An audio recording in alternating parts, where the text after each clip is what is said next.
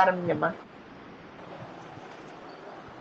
மதுரை மீனாட்சி பேரவையின் உறுப்பினர்கள் அனைவரையும் வணங்கி இன்று பொருத்தமானதொரு தலைப்பு, தமிழ் வளர்த்த சான்றோர்.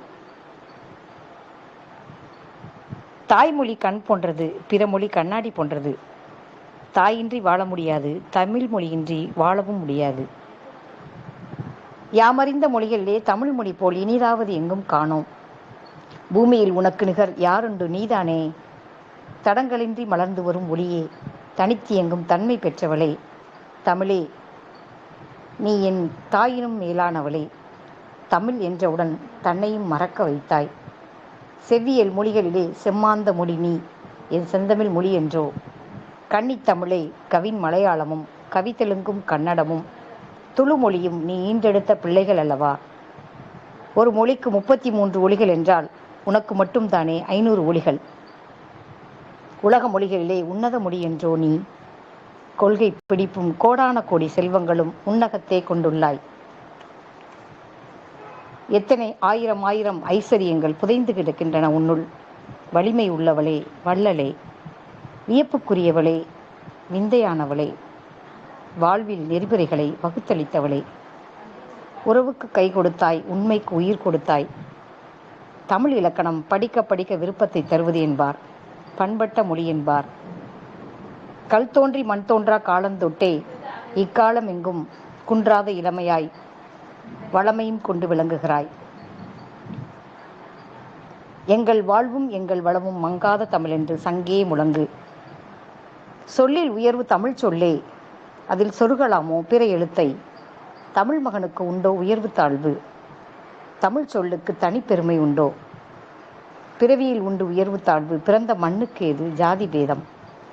எழுதுவது எல்லாம் தமிழ் எழுத்துமல்ல, பேசுவது எல்லாம் தமிழ் பேச்சுமல்ல. சுவாசிப்பது உயிர் மூச்சே, தமிழ் காற்றே. கடல் அலைகள் ஓய்வதுமில்லை, கலப்படங்கள் நிலைப்பதுமில்லை என்று கூறி இன்று தமிழ் வளர்த்த சான்றோர்களோ பலர். தமிழ் கடவுள்கள் என்று சொன்னால் சிவபெருமானும் முருகனும் தான் தமிழ் வளர்த்த சான்றோர்களில் முதன்மையானவர்கள் ஆவார்கள். அழகாக தொல்காப்பியர் இலக்கணம் வகுத்துள்ளார். உயிரினங்களை பிரித்து ஓரறிவு ஈரறிவு முதல் 5 அறிவு வரை உயிரினங்களை பிரித்து அழகாக இலக்கணம் வகுத்துள்ளார். காக்கை பாடினியார் என்ற பெண்பார் புலவரும் இதில் ஒருவர். தமிழ் தாத்தா உவேசா சாமிநாத ஐயர், அவர்தான் முதலில் தமிழ் வளர்த்த பெருமை அவரையே சாரும். சுவடிகள் புத்தகங்கள் இல்லாத அந்த கால சூழ்நிலையில் தமிழ் இலக்கணங்களை எல்லாம் தொகுத்து எடுத்து அரும்பாடுபட்டு ஓலைச்சுவடியாக வடித்துள்ளவர் பெருமை தமிழ் தாத்தாவையே சேரும். தமிழ் சான்றோர்கள் தேவநேய பாவாணர், மறைமலை அடிகள், மாப்போ சிவஞானம், திருவள்ளுவர், இன்னும் எத்தனையோ சான்றோர் பெருமக்கள். பம்மல் சம்பந்தனார், நாடக வழக்கில் பெரும்பங்காற்றியவர் பம்மல் சம்பந்தனார். தேவநேய பாவாணர் தமிழ் மீது அதிக அலாதி பற்று கொண்டவர். தூய தமிழில் பேச வேண்டும் என்ற எண்ணத்தை வளர்த்துள்ளவர். ஒரு முறை அவர் தனித்தமிழில் பேச வேண்டும் என்ற இலக்கணத்துக்கு வித்திட்டவரும் அவரே. மறைமலை அடிகளும் ஒரு முறை அவர் ஐஸ்கிரீம் என்பதை பழச்சாறு என்றும் பழக்கூற்று என்றும் தனித்தமிழில் பேசுமாறு வற்புறுத்தியுள்ளார். இன்னொரு முறை நகைச்சுவையாக எதிலே வரும் பால் வண்டிக்காரர் அவரிடம் மோதி பால் எல்லாம் சிதறி கொட்டிவிட்டது. அந்நிலையிலும் தமிழை தான் வளர்க்க வேண்டும், தனித்தமிழில் தான் பேச வேண்டும் என்று மன்னித்துக் கொள்ளுங்கள் என்று சொல்லியிருக்கிறார். அப்பொழுது அவர் அடிபட்ட நிலையிலும் மன்னிப்பு என்பது உருது சொல், சற்று பொறுத்து கொள்ளுங்கள் என்பதே தமிழ் சொல் என்று வற்புறுத்தியுள்ளார். குமரி கடல் முனையையும் வேங்கடமலை முகட்டையும் எல்லையாக கொண்ட தென்னவர் திருநாட்டிற்கு புகழ் தேடித்தந்த பெருமை தகைசால் தமிழன்னையை சாரும். எழில் சேர் கன்னியாய் என்றும் திகழும் அவ்வன்னைக்கு பிள்ளைத்தமிழ் பேசி சதகம் சமைத்து பரணி பாடி களம்பகம் கண்டு உலா வந்து அந்தாதி கூவி கோவை யாத்து அணியாக பூட்டி அழகாக அகமிக்க மகிழ்ந்தனர் சென்னா புலவர்கள். தமிழே தனித்தன்மை உடையது. பிற மொழிகள் கலப்பின்றி தானே இயங்கக்கூடியது. 16 செவ்வியல் தன்மைகளை கொண்டுள்ளது. தூய்மை, வாய்மை, எளிமை, செம்மை, புதுமை, வளமை, செழுமை, இத்தனை மைகளை கொண்டது நம் தாய்மொழி.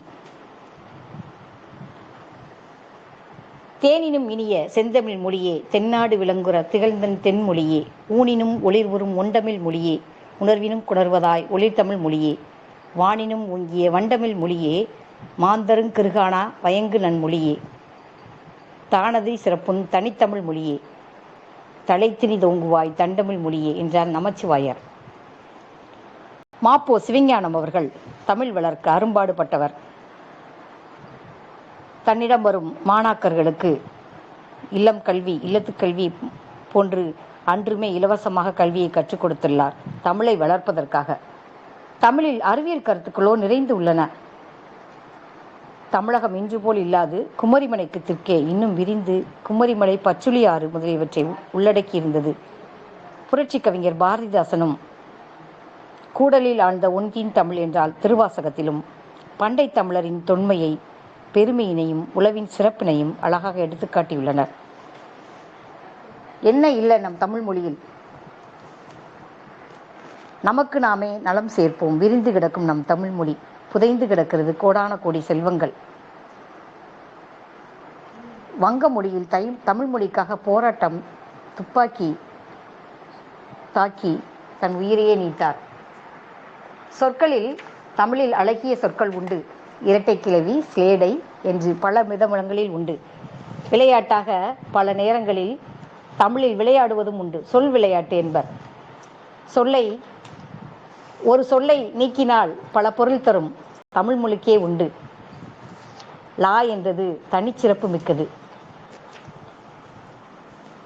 நீதியை ஒரு எழுத்தை சேர்த்து ஆ என்று சேர்த்தால் அநீதியாகும். தர்மம் என்று சொல்லி ஆ என்ற எழுத்தை சேர்த்தால் அதர்மம் என்ற பொருளை தரும். இவ்வாறெல்லாம் சொற்களில் விளையாட்டு உண்டு. தமிழில் மட்டுமே உள்ள தனிச்சிறப்பு இதற்கு.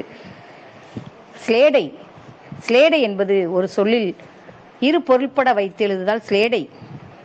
அழகாக பல புலவர்கள் செயல் பகுதியில் அணியை சேர்த்து செயலுக்கு மேலும் அழகூட்டிருக்கின்றனர். காலை நேரம் ஒரு நிகழ்ச்சிக்காக தொடர் வண்டியில் வந்து இறங்கினார் தமிழறிஞர் கி.வா. ஜெகநாதன். அவரை மாலையிட்டு வரவேற்றனர் பலர். கி.வா. ஜெகநாதன், அடே மாலையும் வந்துவிட்டதே என்றார். எல்லோரும் அந்த சொல்லின் ஸ்லேடை சிறப்பை மிகவும் சுவைத்தனர். இசை விமர்சகர் சுப்புடுவின் விமர்சனங்களில் நயமான ஸ்லேடைகள் காணப்படும். ஒருமுறை பெரிய வித்வானுடைய இசை நிகழ்ச்சியை விமர்சனம் செய்யும் போது அன்று கச்சேரியில் அவருடைய காதிலும் கம்மல், குரலிலும் கம்மல். இரு சொற்கள். தமிழறிஞர் கி.ஆ.பெ. விஸ்வநாதன் பல் மருத்துவத்தில் சிறப்பு பட்டம் பெற்ற நண்பர் ஒருவரை அறிமுகம் செய்து வைத்த போது இவர் பல்துறை வித்தகர் என்று குறிப்பிட்டார். இவை போன்ற பல ஸ்லேடை பேச்சுக்களை நாம் சுவைத்திருக்கிறோம் தமிழில் மட்டுமே. மொழியின் சிறப்புகளை பாடும் கவிதைகளில் நமக்கு ஏராளமானவை. சங்க இலக்கியம் நம் பாட்டனார் தோப்பு, இடைக்கால இலக்கியம் நம் தந்தையார் தோட்டம், இக்கால இலக்கியம் நம் பூங்கா. தோப்பு ஈந்த பயன்களையும் தோட்டம் தந்த நயங்களையும் பூங்காவின் அழகினையும் ஒன்று சேர்த்து உரைநடையின் அணிகலன்களாக வடித்திருக்கின்றனர் சங்ககால புலவர்கள். இரற்ற மொழிதல். அழகாக விண்ணோடும் முகிலோடும் உடுக்கலோடும் கதிரவனோடும் கடலோடும் தமிழ் இணைத்து பேசப்படுகிறது. ஆற்றலும் விரிவும் ஆழமும் பயனும் தமிழுக்கு உண்டு என போற்றப்படுவது தமிழ். தமிழ் கடலோடு ஒத்திருத்தலை இரற்ற மொழிதல் மூலம் சந்தக கவிமணி தமிழகனார் அழகாக விவரித்துள்ளார். தமிழ் இயல் இசை நாடகம் என்னும் முத்தமிழாய் வளர்ந்தது. கடல் முத்தினையும் அமிழ்தனையும் தருகிறது. தமிழ் முச்சங்கங்களால் வளர்க்கப்பட்டது. கடல் வெண்சங்கு, சலஞ்சலம், பாஞ்சசனியம் என்ற சங்குகளை தருகிறது. தமிழ் ஐம்பெருங்காப்பியங்களை அணிகலன்களாக பெற்றது. கடல் தன் அலையாய் சங்கினை தடுத்து நிறுத்துகிறது.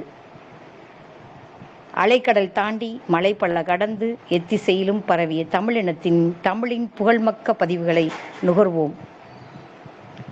மொழி ஞாயிறு என்ற தேவநேய பாவாணர் சொல்லாராய்ச்சி கட்டுரைகள் என்ற நூலில் தமிழ் சொல்வளம் என்ற கட்டுரையின் சுருக்கமாக எழுதியுள்ளார்.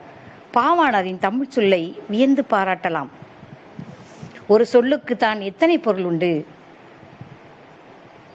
வித்து வகை, வேர் வகை, அரித்தாள் வகை, கனி வகை, உள்ளீட்டு வகை, தாவர வகை, இதழ் வகை, பதர் வகை, பயிர் வகை, கொடி வகை, மர வகை, கரும்பு வகை, இன்று எப்படியோ வகைகளை சொல்வளங்களை ஆராய்ச்சி செய்து ஆராய்ச்சி கட்டுரையாக கொடுத்துள்ளார்.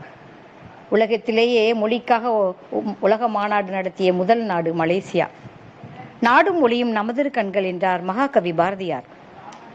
கால வெள்ளத்தில் கரைந்து போன மொழிகளுக்கிடையில் நீந்தி தன்னை நிலைநிறுத்திக் கொண்டுள்ளது தமிழ். என்ன வளமில்லை என்று எண்ணத்தக்கவாறு பல்வேறு சிறப்பியல்களை கொண்டு இயங்குகிறது. தமிழ் சொல் வளத்தை பல துறைகளிலும் காணலாம். ஒரு தாவரத்தின் அடிப்பகுதி, கிளை பிரிவு என்றெல்லாம் பூவின் பல நிலைகளுக்கும் பெயர்கள் உண்டு. தமிழில் மட்டுமே. விழிகளை இழக்க நேரிட்டாலும் தாய் தமிழை இழந்துவிடக்கூடாது என்று எண்ணியவர் தமிழ் தென்றல் திருவிக்கா.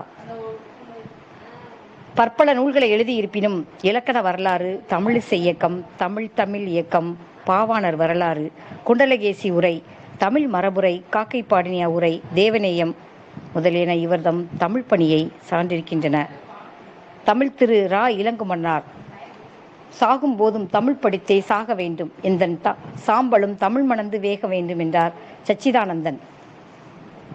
பாவலேறு பெருஞ்சித்திரனார் அவர்கள் சின்ன குழந்தையின் சிரிப்பு மாணவள், பழுத்தனரின் பட்டறியும் மாணவள், வானத்திற்கும் வையகத்திற்கும் இடைப்பட்ட யாவற்றையும் கவிதையாக கொண்டவள், செப்புதற்குரிய அவள் பெருமையை போற்றுவோம் என்று அன்னை மொழியிலே அவள் அருமையை போற்றியிருக்கிறார்.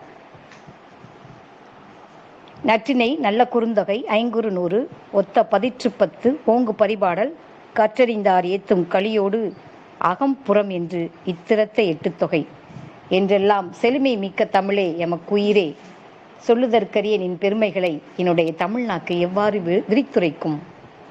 பழம் பெருமையும் தனக்கென தனிச்சிறப்பும் இலக்கிய வளமும் கொண்ட தமிழே, வியக்கத்தக்க உன் நீண்ட நிலைத்த தன்மையும் வேற்று மொழியார் உன்னை பற்றி உரைத்த புகழுரையும் எமக்குள் பற்றுணர்வை எழுப்புகின்றன. என் தனித்தமிழே, வண்டானது செந்தாமரை தேனை குடித்து சிறகசைத்து பாடுவது போன்று நாங்கள் உன்னை சுவைத்து உள்ளத்தில் கனல் மூல உன் பெருமை எங்கும் முழங்குகின்றோம். நன்றி, வணக்கம். நன்றி அம்மா.